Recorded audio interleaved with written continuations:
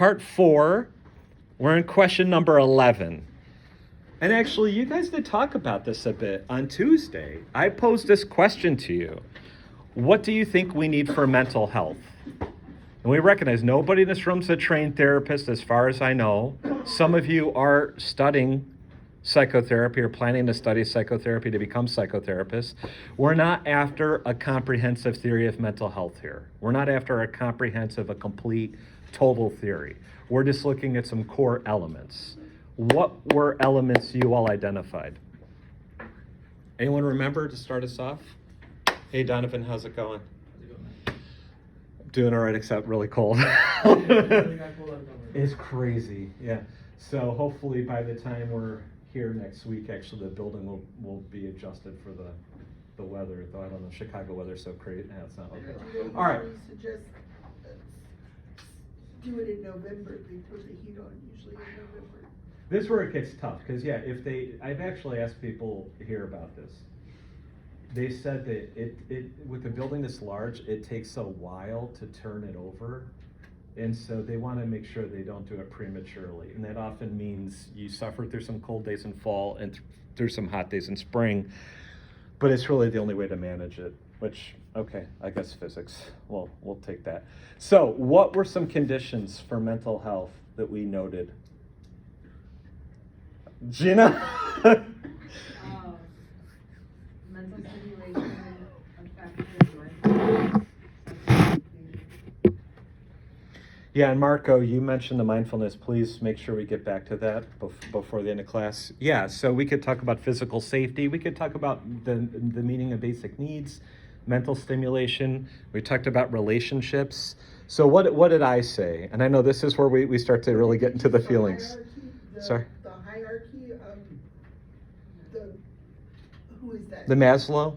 Yeah, it's a lot of the Maslow hierarchy. Yeah. Yeah, though honestly, don't quote me on this, but I heard a psychology professor once say that Maslow himself didn't actually call it a hierarchy.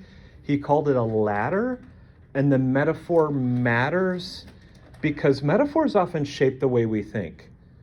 They often shape the way we think. And a ladder, I think what the psychology professor said is Maslow's idea was that it's more like a ladder that you can move up and down on, where the hierarchy picture, it kind of makes you think it's more like strictly linear, right? And the reality is actually messier than that, which I thought was actually really kind of interesting. But yeah, so we've got like basic needs, right? What did we say in class? What did I say? I've heard a number of therapists say this. What do they say? Like critical for us? Yeah, for us, we have this deep need to be known and seen, lovable and loved. We could talk about this a little more. I've actually heard more than one doctor talk about this. I first encountered this like 11 years ago when my wife was pregnant, and we were in this natal class, and one of the doctors said that right after the baby is born, what doctors want to do is put the newborn baby on its mother's chest, skin-to-skin contact. And actually what the baby will do is look up in its mother's eyes. And from what I've heard from some doctors, actually, we're learning more and more about this. It's really incredible. First of all, the fetus already like knows the sound of its mother's voice, right? And knows its mother's smell. And that when you take this newborn baby and put it on the mother's chest, it actually triggers biochemical reactions in the newborn baby that help with its immune system and such. It's like the baby is programmed to get a health boost from being on its mom. And that the newborn baby, largely, its whole identity, it doesn't even separate itself from its mom. It is its mom, There's the whole Bluey episode we could watch, where I think it's season 2, maybe episode 9, where Bingo, spoiler alert, like has this, dream about space and everything, and the mother is what? Is the son, because the mother is the son, right? The mother is the son. And we're starting to learn more and more and more about how much the baby, it's not even just physically dependent on the parents, it's like psychologically dependent on mother. It's already building a connection like in the womb before it's born. And this is just one little piece of what it means for us to be social beings. And humans are really programmed. Sorry, I know I'm kind of lecturing a bit here, but these therapists are telling us that we are programmed to really find our identity, our safety, our stability really with one another, socially. And that begins with the mother and the father. And maybe above all, the mother. And that little kid, and I told you, one of my therapist friends said that and this is part of attachment theory. The way he puts it is when you're growing up, you need somebody to delight in you. You really need somebody to delight in you. Another therapist I know says the way that she likes to put it, you need to be the center of somebody's world. And really, it's good for the parent to be the one. And that we have more and more evidence that kids that grow up like that, when they have that, they have a lot of grit. They have a lot of perseverance. They feel comfortable out in the world. They feel comfortable in themselves.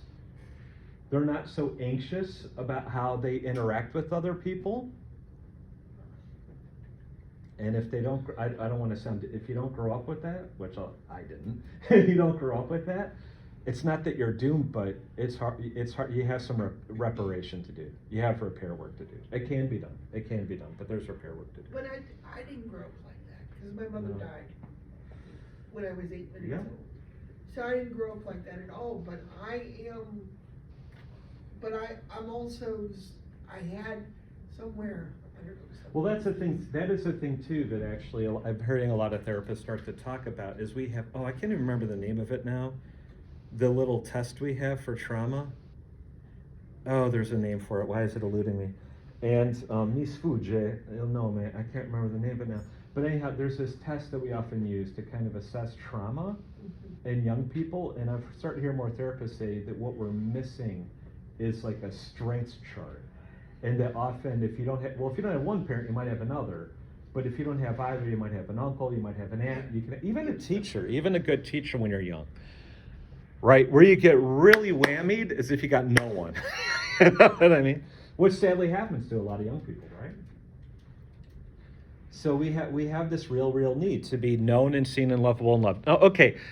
I know, again, we may not be therapists. Does this really come as a surprise to anybody? I think we kind of get that. Okay. That was question 11. I want us to go a little further, though, and I want us to appreciate something, that even when somebody just talks like this, they talk about being known and seen and lovable and loved. I made little silly jokes about this last time. We all know what you're known and seen and lovable, loved for. It's not your shoes. It's not your haircut. We're talking about what? Our inner worlds. This is our beliefs, our values, our hopes, our dreams, our experiences, what we really care about. That's what we're talking about, right? This is where it's going to start to get harder. So we all come into this world like we need this. Gina, does this seem to track with what you're... Okay. So let's move on to 12. What are some barriers to meeting these conditions, to being known and seen and lovable and loved? Oh, God, there's so much we can put down here. Oh, we could spend a lot of time on this. Really quickly, well, what do you think? What do you think barriers are to not feeling known and seen and lovable and loved?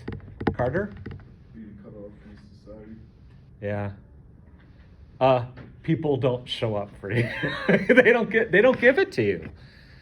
They do not give it to you, right? Sadly, I mean, a lot of us have parents that aren't so great, right? And I don't want to be too personal, but I left home when I was 13. Because a lot of people, and I had a lot of friends grow up that a lot of times the parents are the problem, right? Or people don't show up like the way that they should. Okay? And I talked about this a little bit last time. When you're a kid and you put your hand on a hot stove, what do? You take it off.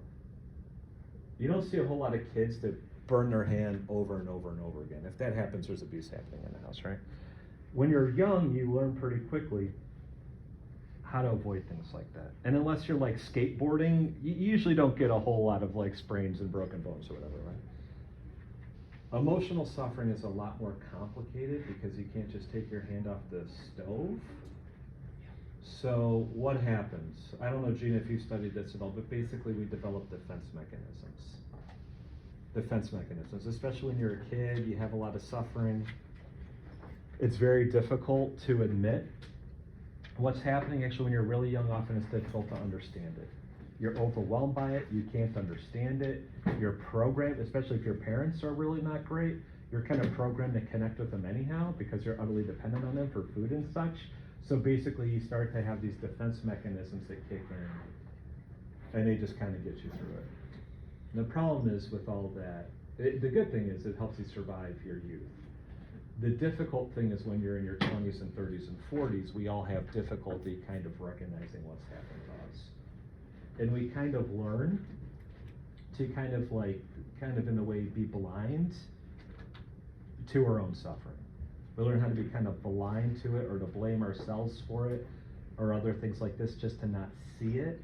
And just to go a little further, and I know Gina's going to talk, I've heard so many therapists talk about this. Our emotions are deeply connected with our bodies, so when we kind of separate from our emotion, which is what we do, we all learn how to separate from our emotion, we actually become separated from our bodies, we become disassociated. And it actually has profound impacts for just how you experience your own embodiment, your own emotions, and even your own thoughts. And then everything actually ends up being kind of distorted. And people end up being kind of numbed out. And a really amazing thing is we actually have a lot, we're piling up all this evidence from neuroscience. People's actual physiologies can be in a state of like extreme duress, and they honestly report not feeling it. And then sometimes we'll give them some like medication or some therapy, and then they start to feel it, and they're like, oh my God, I was always like that, and I didn't even realize it. And we're like, yeah, we have brain scans that confirm. It's wild. You kind of think if you step on a piece of glass, you'll know immediately. You do not always know that immediately. With this emotional stuff, you absolutely do not. You could be in extreme distress and honestly believe that you're okay. And it can really shape your thinking and how you interact with people in all kinds of ways that you almost can't even see it. Your brain almost had to like shut down stuff just to survive, right? It's kind of wild, yeah. So would you say that attachment styles kind of coincide with defense mechanisms? I can't comment on that. I can't. 'Cause I'm not trained, but I can't comment on it. It's a great question, though. Ask your professors about that. Yeah, but attachment theory is really interesting. And sometimes things come and go in psychotherapy, but I'll just say, speaking for myself, not as a professional, there does seem to be a lot of truth in it. People can get themselves in these patterns, for example, with anxious attachment. And again, I'm not a therapist, but where, like, maybe we all worry about how other people see us. From what I hear from a lot of therapists too, it's not necessarily that anybody's really 100% healthy. It's more like a matter of gradation, extreme. And for some people, these things are more intense. So maybe we're all worried in some situations to some degree about our appearance. But for some of us, it really kind of can become overwhelming. And like all the time, you're kind of worried, does this person really like me? Do they really care for me? And you, without even realizing, you might be like watching their face and then over-interpreting things as, it's tough. It's tough. The good news is psychotherapy is really, really effective if you got a good therapist. The bad news is it could be hell expensive. All right, so yeah, for 12, what are some barriers? I just laid some groundwork for that. So you could just talk about how people don't show up for us. You could talk about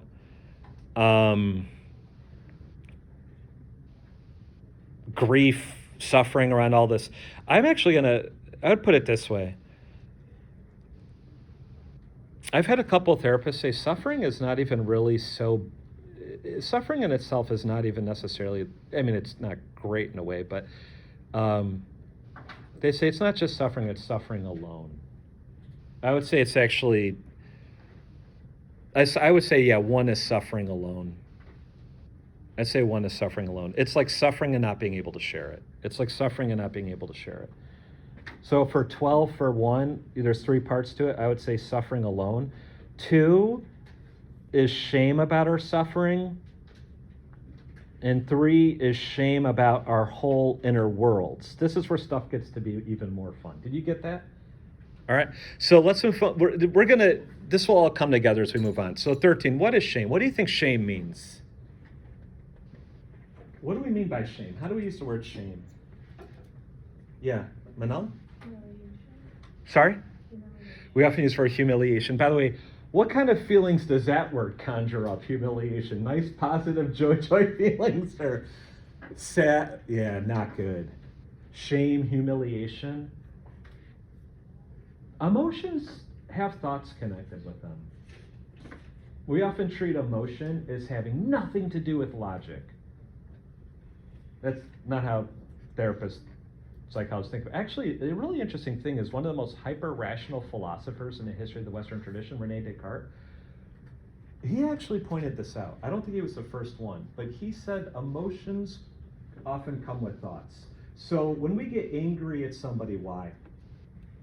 It's like an example of Descartes from the Passions on the Soul, I think is where he wrote this. When we get angry at somebody, why do we get angry with them? So, I don't know, have you been angry at somebody lately? Like a brother, a sister? Why'd you get angry with them? You don't have to, yeah, Chris? Just get annoyed. Okay. We can definitely, annoyance is maybe not quite the same thing as anger necessarily, right? Yeah. Anger, so. But if someone continuously annoys you, that can make you angry, right? Yeah. So say more, how, would you be thinking any thought about that person?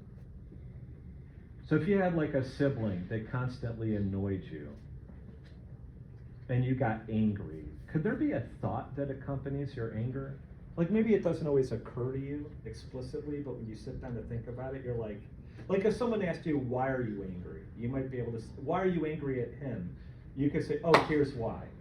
You can like lay out a reason. I feel like it can come not just from one thing, but like a build-up of a bunch of things. Okay. And then the one thing can just like be like the last straw in a way. Okay.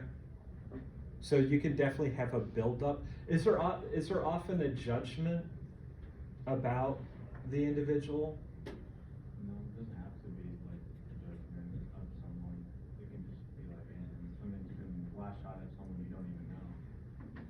Okay, now there might be some stuff simmering underneath, right? Yeah, but yeah, I mean, sometimes we just get annoyed, whatever, that can just turn into anger. But do you think sometimes, would you agree that sometimes when we get angry at somebody for annoying us, we would say, well, they should realize they're annoying me? Yeah, I can see that. Right? Maybe, I mean, there are times definitely where we can get angry at things that we recognize there's no real responsibility on the other person's part. And we could get angry at computers. Right?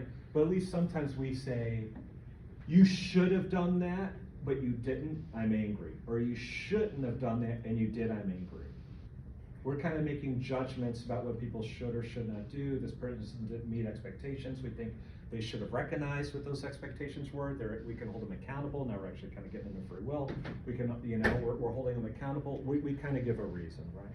Yeah. Well, what about the fact that maybe I become angry at you, but it's really got something to do with something that happened. For instance, a good example is football. Mm-hmm. I hate football. I mean, I hate sports so much. And my late husband loves sports. Yeah. So one of the only good things about being a widow is I don't have to watch sports ever again. Never, ever, ever, ever, ever in my house will there be sports. But our wonderful professor loves sports. And he was talking to me on email, and then he brought up football, and I went, no. And so he did, and I reacted just that way. No, do not do that. Mm-hmm. And that was because it had nothing to do with him. He's perfectly lovely. But it was because he represented something that I was trying to keep out of my forever. So the reaction that I gave him on the email had nothing to do with him particularly. Just the fact that I had, do you understand? That I detest it. And so he ran into that. I'm like, do not ever, so. But that's how we react sometimes with things that we overreact in ways because Yeah. it's got something to do with something else. And he was just admitting like no sports rule, you know. Yeah, well, and I think Is that- it's I mean, that's a good example. yeah, it's a great example. And by the way, when we come to free will, we can talk about this, because what we'll see is there's different ways of talking about free will and thinking about free will. And you're going to hear me say this like 10 times, right? Because I think it's really important.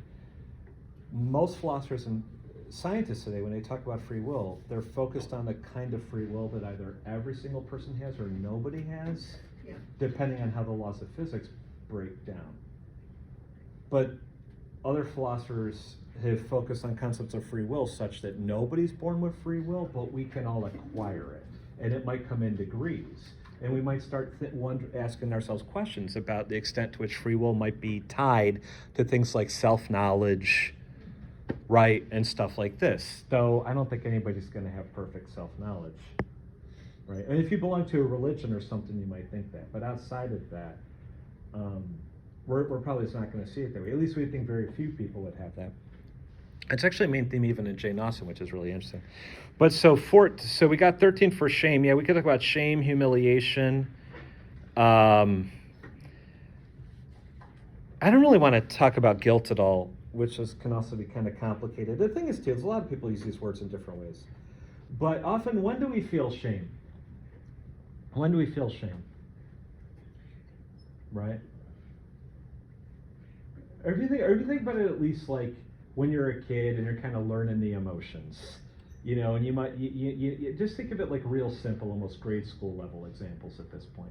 When would you might feel happy? I was going to say when might you feel happy? That's fine. When might you feel happy? When you get a snow day from school. Okay, great. When might you feel afraid? When you see a spider. Okay, great. When might you feel ashamed? When would we say it? Yeah, Chris? When you do something that like your parents or people don't like. Okay, yeah, when you kind of trespass some expectation, some boundary, you know, you've like flouted some norm, you know, you've done something for which others might disapprove. And then you can get this kind of feeling inside you, you know, that's maybe supposed to like help you to just not repeat. It's a really yucky feeling, so you're like, I'm not going to do that again, right? Yeah. In general, when you're wrong. When you're wrong, sometimes we feel shame. This is something we got to be really careful with, I think, with shame. I think sometimes in some religious traditions, we almost feel like God wants you to feel shame. By the way, I don't think the Bible teaches that one little bit. Guilt might be a different thing, and even that I think the Bible says you got to be careful with. Some religions, as far as I can tell, I think they have pretty much a complete absence of shame, which actually I like. You know what I mean? I think that tends to be healthy. But one thing a lot of therapists say that happens to us, we can distinguish between like occasional shame, like I did that and now I feel bad, and existential shame. Existential shame is like, it's not I did something wrong, but I am wrong. It's not I committed an error, I am an error. It's not I made a mistake, I am a mistake. And you can really come to feel like you yourself, you're almost like cursed. You're bad. You just are. And there may be no way of fixing that. You almost take it on as like an essence. And where a lot of us start to feel shame, and this is where we're going to go a little deeper into this, where our society encourages us to feel shame, is about suffering, and not just suffering, but having any emotions of any kind. Now that's a big claim I just made. I just claimed that our whole society is basically teaching us to be ashamed of having suffering, and even to be ashamed of having any emotions. And excuse my language, but this is where therapists say we get really proper fucked. Because we all experience emotion, and it's absolutely critical to be able to experience them and feel your feelings in order to not be dissociated from your body and have your thinking go haywire.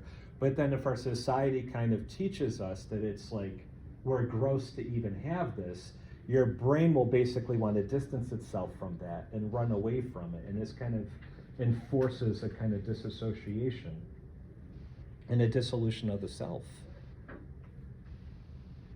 Now I gotta give you the evidence that our society really does this, but we're gonna have so much evidence that we'll have to cut it off or after a certain point, or we'd be here to Christmas. Yeah, Elizabeth? One of the things that I grew up with was the shame.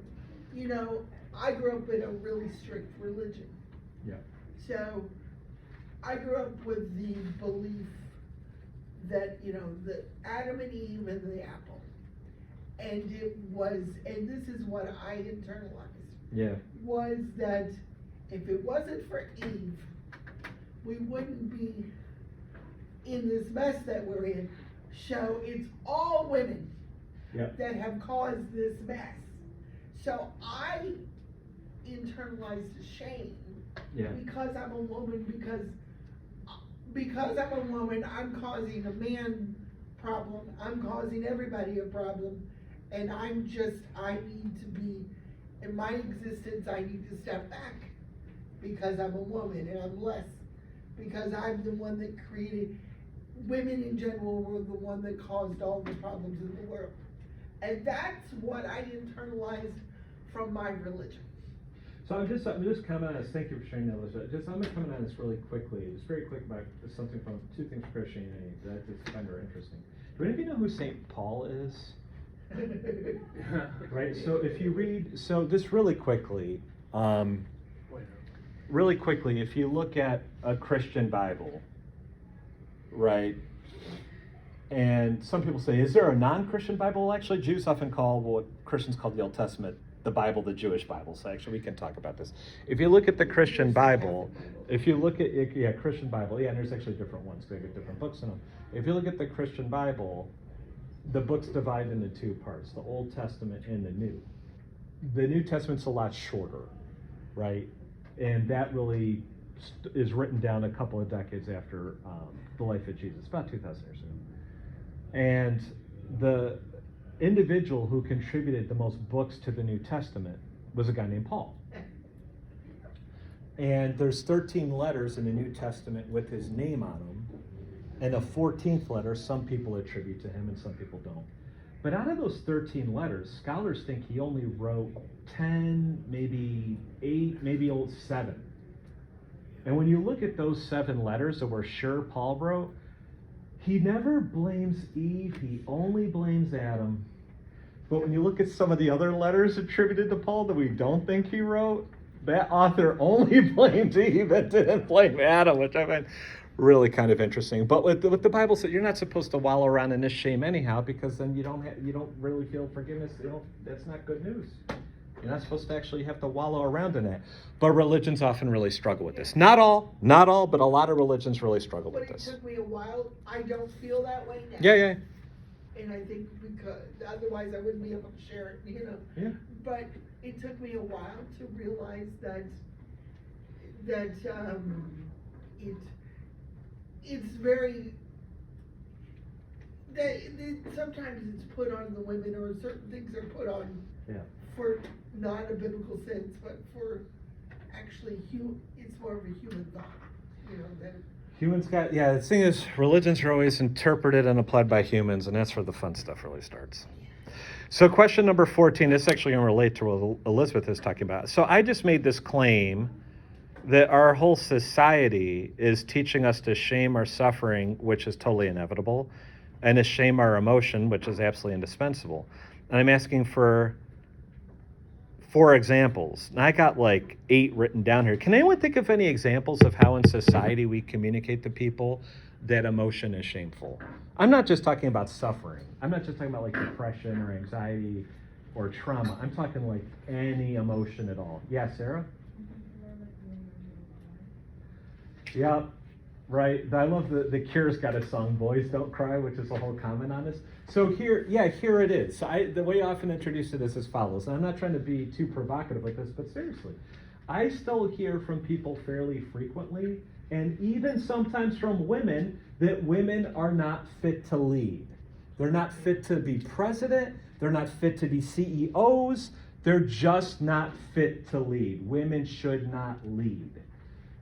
Why? Why do you think people say that? If you ask them, why would you say that, they will give you an answer. It's pretty much always the same answer. It's Paul.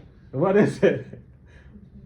They're too emotional. Now think about that for a second. Everybody in this room was able to answer the question in their head. Our culture has profoundly shaped this. It may be, you may never have had a teacher that said in third grade, you should think this way. Your parents may have never said you should think this way, but it's in our culture. There's all kinds of stuff that just floats in the culture. And let's think this through a little bit more and unpack this with a little bit of critical thinking. If women are allegedly not fit to lead because they experience emotion, why? We could ask a follow-up. What's so bad about emotion? What's the answer? What does emotion do that's supposed to make it that women are not fit to lead? What's emotion? Yeah, Carter? Drives your actions. You become irrational. You become illogical. And then so we have this idea that if we experience emotion, it automatically means our thinking goes haywire. You know what psychology professors say about that? Again, excuse my language. They say it's really fucking dumb. Because what they say is that basically we are all experiencing emotion all the time. And people say, no, they're not. And the scientists say, yes, you are. And we say, but you can't tell me. And they say, actually, we kind of can. Because, and you can say, well, what entitles you to do that? Well, part of it is, again, we have a lot of denial. We have a lot of disassociation. But we also have a lot of evidence that we get kind of raised to be able to be blind to emotions that are going on in us. And we will often only apply the word emotion to certain kinds of emotions or certain kinds of intensities of emotion, even when they're there all the time. And by the way, a lot of times, here's an emotion that doesn't count as an emotion, at least if you're a man, is anger. You know what I mean? You could be completely fly into a total rage. That's not emotion. The way we kind of get acculturated into having very selective attention. And when people start to become aware of this and kind of like learn how to think through it more, they're kind of like, wow. Which actually is kind of scary in a way, because what we're learning more from psychology and sociology, basically we are our inner worlds, right? We really don't know what's going on inside our own heads most of the time, because we've been kind of terrorized into having any kind of, wait for it, mindfulness. This isn't too heavy, is it? Carter, are we doing all right? We're doing okay? Right? Now look, here's the thing too. I want to be really careful about this. I want to be really careful. A few things here. I don't want to shame anybody in our society for falling into this. Absolutely not. It is there's a reason why we do this. It is overwhelming. It really, really is. It is it's really hard. It makes sense how we get this way. One of my therapist friends says all the time, honor the defense mechanism. Do not shame your defense mechanism. The problem is that a lot of times when we find ourselves 20 and 30, 40, 50, these defense mechanisms aren't serving us much anymore, and we can hurt other people. I remember a number of years ago, my kid was at the park, and I was at the park with her. She was on the swing, and this little boy, he was like this tall. He was a really young kid. And I don't know, he was playing with some other kids and something happened. Who knows? They might have been mean, they might not have. Who knows? I mean, stuff happens with kids, right?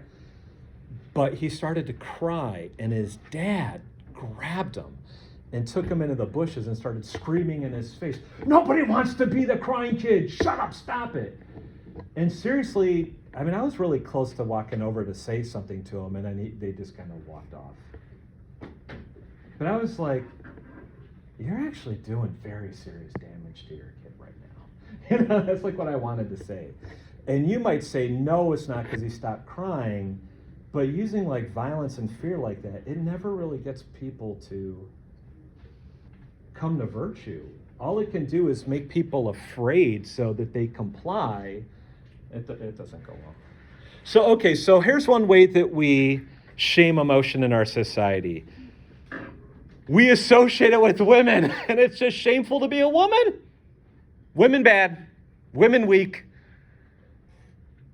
I mean, honestly, that's it. Emotion is feminine, that already makes it bad. That's one way we do it. So that's part one for 14. By the way, if my wife were here, I know what she would say. She'd like say, "I'd like to see one of y'all have a baby." You know? Fair enough. I was there for the birth of my kid. I was glad I was standing up. Oh, okay.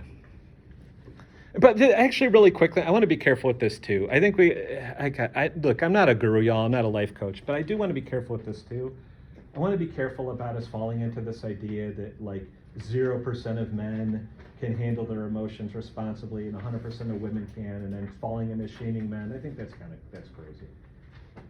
And if little boys are going to go out and play kung fu, I think we're all right. We got to be really careful how we handle this shit, or we can just make the problem a lot worse, right? We got to be really careful about I it. think things are different from when you and I grew up to when they're growing up.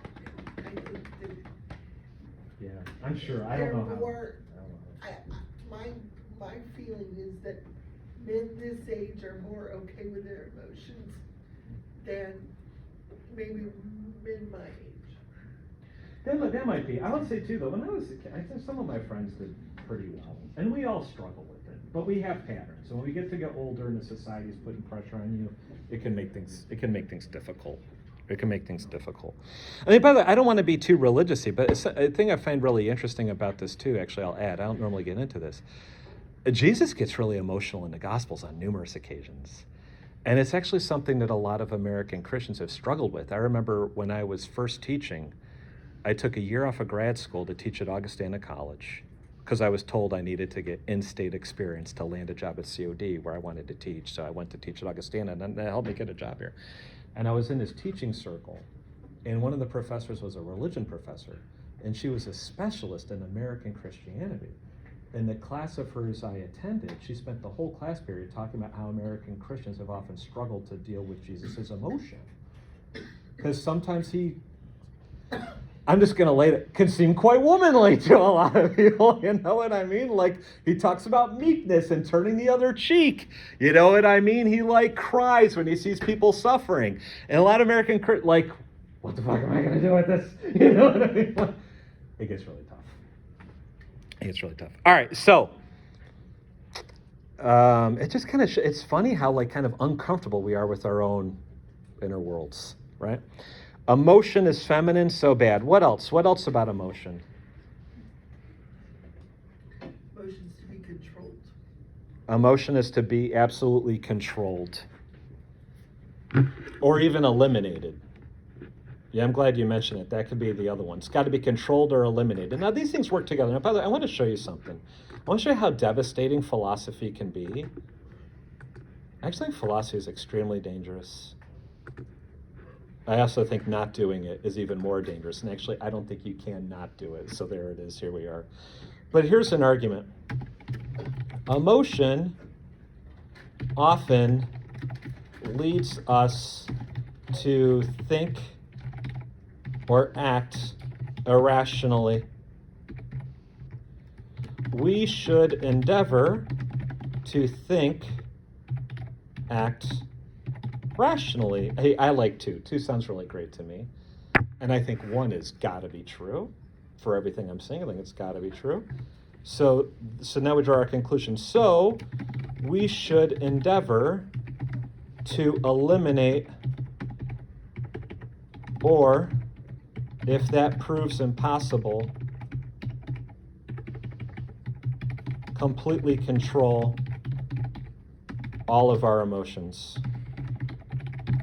This is how a lot of philosophers have actually reasoned. This is how a lot of us have reasoned. This is a bad argument. But to a lot of us, it looks very good. And by the way, if in this class you ever think an argument looks great, and I say I think it's not great, no, well, maybe I'm wrong, you're right. Two, big whoop, you're just starting out. I've been doing this since before you've been alive, right? So weren't stressed about it. But actually, I thought this argument was great all through grad school. Even after I got my PhD from my fancy lad school, I thought this was a good argument. I actually didn't start questioning this until I was reading a rabbi, because I teach religion, and so I try to go to different religious services and read people from different religion. I was reading a rabbi, a guy, he was Jewish, his rabbi, He died a couple of decades ago. His name was Rabbi Abraham Joshua Heschel. He was actually friends with Dr. Martin Luther King Jr. And he wrote this book about finding God, which is one of my very favorite books about that topic. And he actually was the first person that really confronted me with this. And I remember I got mad as hell when I read that. I got mad as hell. If you would have asked me, are you triggered? I was like, no, I'm not triggered. I'm just mad. You know? And it really actually kind of pissed me off. You know? And but I thought about it for a while, and I realized I think he's kind of right.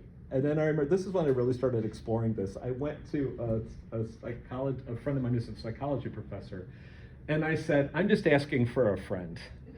I said, I think a lot of philosophers, we would like this argument, and the psychology professor actually said, this is why I tell my students never take a philosophy class. You guys have no idea what you're talking about. And I was like, wow, I think she was actually right about this stuff at least. And it took me a while to see the kind of the flaw. Actually, as a therapist, and that psychology professor helped me see the error in this. What is it? Can anyone say a potential problem with this? If you can, it's all right. I mean, I didn't until like 8 years ago, and I had a PhD and a couple of years teaching college under my belt at that time. Can anyone see a potential flaw in this argument? Claudia, are you raising your hand or just holding the pen? Chris, are you raising your hand? Premise one, emotion often leads us to think or act irrationally. Is that the same as saying it always does? It's getting close. I mean, that's what it kind of says. Not always. Is it even possible to eliminate emotion? Our psychotherapists say it's absolutely not. Can we completely control it and tame it? Some you might want to say, but I get this gets complicated with some religious traditions, but every psychologist and psychotherapist I've talked to said you can't. And actually, in a way, the more you try, you're just more manipulated by it. It's just more resistance. It's just more resistance. It's just more fear and shame. It's more fear and shame. So you ask them, well, what do you think we should do then? They would say, what kind of emotion actually tends to lead us off the path that we want to be on? Dysregulated emotion. So how about you just regulate it? And you say, isn't that the same as completely controlling it? No.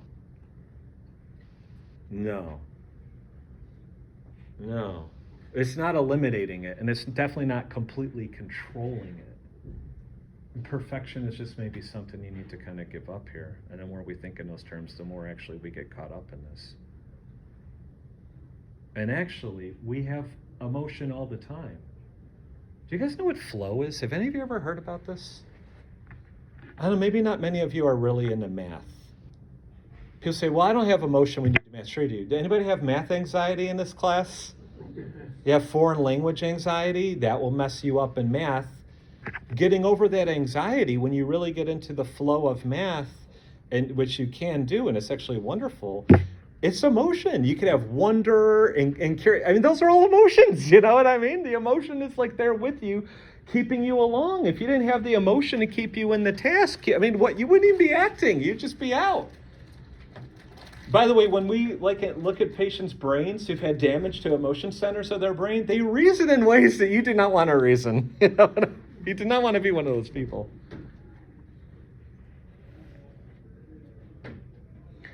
Has anybody been just engaged in an activity where they almost were like one with the activity? They almost like forgot themselves. They disappeared into it. And sometimes you kind of come out of it a bit, and it can be like this really quiet joy. It's flowing. It's Shri. It's Sarasvati. Okay. You're just flowing along, right? Engaged. Like I mean, you can have that in sports. You can have that with video games. You can have that with skateboarding. You can have that with drawing. I mean, that's like an incredible type of an attunement with an activity where we tend to actually be at our best with these activities. It's a highly emotional state. It's just a kind of, it's not agitated, it's not dysregulated, but it's definitely there. It's a pretty amazing thing. It's maybe sad a lot of us don't get to experience that. Okay, but We can learn to do it. So 1, emotion is feminine. 2, emotion we have to basically drown in the bathtub, eliminate, kill, destroy, or just utterly subjugate. Maybe that would even be better. Like completely subjugate all of our, okay. 3, we use emotion as a debunker all the time. And Democrats and Republicans love to do this to one another. They realize the other side, maybe that's a problem too, dividing humanity up into sides, but whatever. The other side doesn't think like they do, and how do we explain it? They're just stupid. They're just full of fear. We often just say you can just totally ignore how somebody thinks because you just say they're full of fear. What's that supposed? Which to some extent, yes, fear can distort your thinking. The problem, I'm not trying to say I think the problem is recognizing that emotions sometimes lead your thoughts astray. The problem is that we never stop to notice all the times where it was emotion and helped us to think well. We're very selective in the way we do it. Emotion becomes a pure debunker. We never see the way in which it helps us to think when we're regulated, because that's so few of us experience regulation. We view it as purely a debunker. If there's any emotion going on in your head at all, it invalidates all your thoughts. I mean, these things are all connected. What's another one? Science versus poetry. We have so many people in our society saying we need to increase STEM. What about the humanities? If you go home tonight and tell your parents you want to study engineering, they'll be very happy. If you go home tonight and tell them you want to study poetry, they're not going to want to disclose that at Thanksgiving. Poetry, first of all, poetry, that's women. Poetry, that's feminine. Poetry, that's emotions. Poetry, there's no thought, there's no logic. Honest to God, I did a fair amount of math in college. The hardest subject I've ever studied is poetry, intellectually. No question. I think harder than philosophy, maybe. Poetry is actually really tough. There's no logic to it. It's just puff because it's emotion. You know what I'm saying? We can go on and on and on with this. What's another one? We reduce all psychology to psychotherapy, and then we say psychotherapy is pseudoscience. It's just bullshit. How many times have I heard people say that? Psychology is just bullshit. There are branches of psychology that do nothing but study how the brain processes numbers from a neuroscientific point of view. That's bullshit. Oh, no, that's not psychology. Of course it's psychology. We basically say psychology is one and only one thing, psychotherapy. And then what do you say about that? It's just bullshit. These are all ways of basically saying emotion is trash. Do I need to list those off? Are we good? Emotion is feminine bad, emotion bad, so you gotta subjugate it. Science is logic, science is good, poetry is emotion bad, emotion bad, and we reduce all psychology to psychotherapy and just dismiss the latter as junk. We could go on and on and on. There's all kinds of examples. All right, let's move down to 15. What are 5 ways in our society we try to manage our difficult emotions? You guys should be able to answer this. Give me 5. Wrong answers only. We'll do good answers. Like Christian? Masking. So just masking, yeah. I have denial, but you could say denial, masking, putting on a front. Denial, what else? We got denial. What else we got? Taking it out on others. What's that? Taking it out on others. Oh, yeah. Yeah. Putting your, one of my therapists says putting your shit on other people. Projection. Yeah, we'll say projection. That's better. Yeah. What else we got? We got our good friend cocaine, self-medication.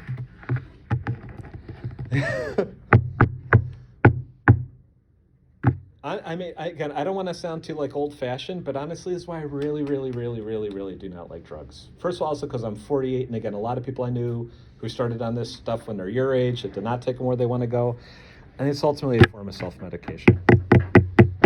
And honestly, even though I think you can use alcohol responsibly, plenty of people can use it responsibly when they're 30, but not when they're 40. And it costs a lot. I don't want to be a hypocrite. I drink whiskey with my buddies. But we're all also kind of trying to quit. You know, I think we all kind of had this realization, this might not be the best thing for us, right? Self-medication, distraction. There's not like firm lines behind all this. Anything else we've got? Like bottling it up. Bottling it up, yeah, just stuffing it down. I'm gonna say cults too. Cults. Now, look, I don't want this to sound too harsh. Let's get into this a little bit. Sometimes, can I teach religion classes too? And sometimes students will ask me which religions are cults. You know what I think a good answer to this is? All of them. Do you know what I think another good answer is? None of them. I think we shouldn't think of like these things as inherently culty or not. The cult is in us. The cult is in the user. We could turn anything into a cult. Anything into a cult. I think you could do Christianity in a culty way, in a non-culty way, Islam, you name it. Buddhism, Hinduism, Jainism, you could be a Republican in a culty way or not, a Democrat in a culty way or not. I think it's kind of how you do it. You can make a cult out of cricket, for crying out loud. What makes something a cult? What do you think makes something a cult? When do we start calling something a cult? But the word cult also has like a neutral sense too. A lot of religious studies professors will talk about the cult of the saints. We don't mean it's a cult. It just kind of means like engaging in rituals and stuff around it, right? That's a neutral term. Yeah, Gina? From my understanding, it's when it deviates from like the main point, like use Christianity, like it diverts from Jesus and it focuses more on a different person, like the leader, the preacher. Okay, good. So when you get cult of personality, like an individual leader that you basically come to view as what? Flawless, utterly perfect in every way when they're not actually, like, yeah, right. Maybe they start making real extreme demands. And what happens if you don't meet the demands? You're either kicked out or you're separated from like your friends, family. Yeah. Car? Yeah, I feel like it's a following like you would put over yourself. Okay. Do anything for it. And even that gets a bit tricky for me because in a way I want to say I'm trying to do that, but yeah, maybe I'm in a cult. But at least there's at least some ways with this we would say it's clearly unhealthy, right? Yeah, Sarah, you had your hand up too? Yeah. Well, so what if it's controlling? It's trying to control, but even this gets kind of tricky too, because in a way a teacher's trying to control their students, teaching them penmanship. No, write your A like that, not like this. So you know what I mean? It's kind of a control. But we don't have to like get too into the weeds on this. It's certain like unhealthy types of control where you're also maybe isolating from other people. You're not allowed to ask questions. You're not allowed to think. If you have a question, bad, thinking bad. Controlling people's thoughts, controlling people's emotions, trying to control their pocketbook. You know, I mean, COD controls your pocketbook. You have to pay money for a class, but you know what I mean, right? Actually, it's kind of tricky to spell it out. We can kind of do this with anything, can't we? We can have a Nintendo club. But doesn't that always go back to what we were talking about originally? Like, we want acceptance, we want the, so we, Yeah. as humans, we can turn, I don't know, like, I'm a recovering person, so I can be addicted to God less than anything. It doesn't have to be booze. I've been sober a few days, so that's one thing. But then I can turn food or baking or this or that. It's about how I regulate the emotions. It could be football videos on YouTube. It could be, Colin Cowherd videos on YouTube. Yeah, you could binge anything and everything, right? Yeah, but no, you're touching on something though. The cult, like what do people get out of cults? What do they get out of cults? A belongingness and acceptance. A lot of us really lonely. A lot of us really isolated. We don't know how to connect with people over our inner worlds. The inner world is chaos. The inner world is fear. You can't admit that, acknowledge that, move through it. So how are you going to have a real connection with somebody? You're not. So what do? You just form kind of a tribe. And I really hate to, I don't want to be too provocative, but honestly, and I say this as someone who, I don't want to be, I love Jesus, so I think a lot of American Christianity is totally a cult today. I think it's unbelievably unhealthy. Unbelievably unhealthy. Not all of it, but I think goo gobs of it.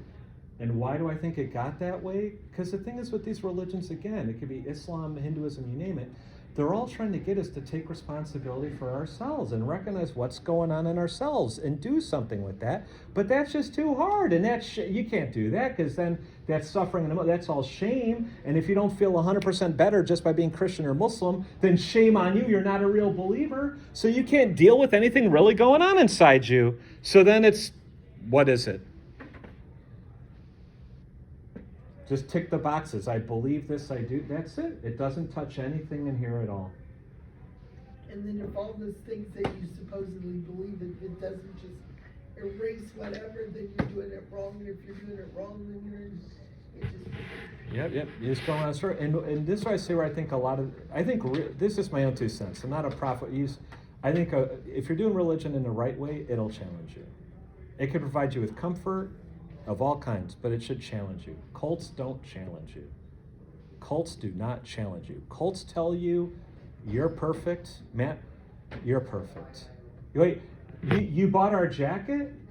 You know what I mean? Like you paid the membership fee, you're in the tribe, you're in the cult, you're perfect. It's everybody else who's bad. It's everybody else who's wrong. We're perfect, it's everybody else. Everybody else is biased and a hater. We are the ones who are and have clear vision, which actually Jesus says in the Gospel of John chapter 9, if you talk like that, you miss the whole boat.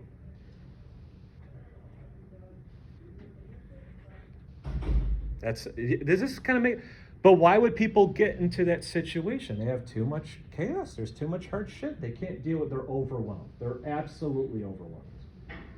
They just need somebody to kind of tell them, this is black, this is white. You're really okay, nothing's really wrong with you. It's the rest of the world, and don't worry, the Avenger will come and put an end to it soon. There, you'll be okay. And honestly, I get it. I get it. It's really, really hard. Life is really, really hard, and our society is brutal in a lot of ways. But I would just say, watch out for that. I would say, watch out. Be careful. I think all these things could be done in non-culty ways, but they can all be done in culty. We got to be, okay, that's it, 1 through 5. What would be more effective strategies for managing this stuff? Do we have like some healthy ways? Oh, 16, how effective are these strategies? Not very effective. What would be effective strategies? What do you think would be effective strategies? Manal? Oh, I think therapy would be really good. I got to comment on that though quickly. I might have said this. I really hate to say this, but my therapist friends say a lot of therapists are really bad at their work. And when I ask them why, they all give me the same answer. Just studying it does not make you good at it. Your therapist is only going to be good if they walk the walk, and right? They've got to deal with their own inner worlds, which it's hard even for a therapist. Just because you get a degree in psychotherapy doesn't mean you're magically able to do this. What I've learned is they're afraid to talk about their own journey, and you need to run. Yeah, if they haven't dealt with their own stuff.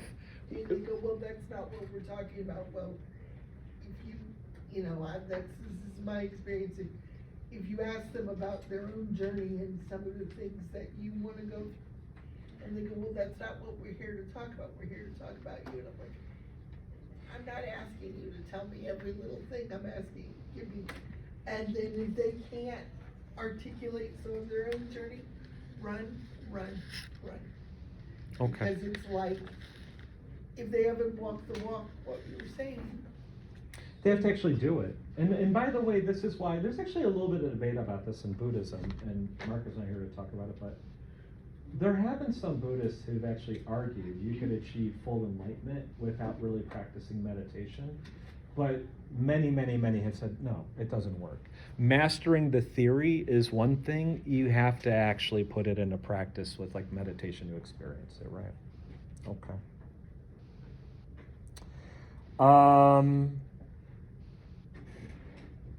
Actually, if you, yeah, what else? What else we got besides therapy? What are some other ways? Can we just think of stuff that might just help promote good mental health? Self-acceptance, just, you know. Trying to practice self-acceptance, yeah. Self-acceptance and just, you know, not being so hard on one's, you know. Yeah, self-acceptance, yeah. Mindfulness, absolutely. Absolutely mindfulness. What else? Manal, you had your hand up? Did you have another one? Oh, I was just gonna say like exercise and journaling. Exercising, journaling, getting good sleep, eating well, hydrating, and exercising, sunlight. I mean, I actually wonder. I have never really talked to any psychologist about this, so this is just me just shooting from the hip. I don't know, but I wonder, do we have any like research into spending time in nature, and do we have any research on activities that just help ground you in your body, even like pottery or something? I don't know. I'm curious about art and music. I'm curious about those. I mean, we do have art therapy. I've never talked to a psychologist about that. I can't wait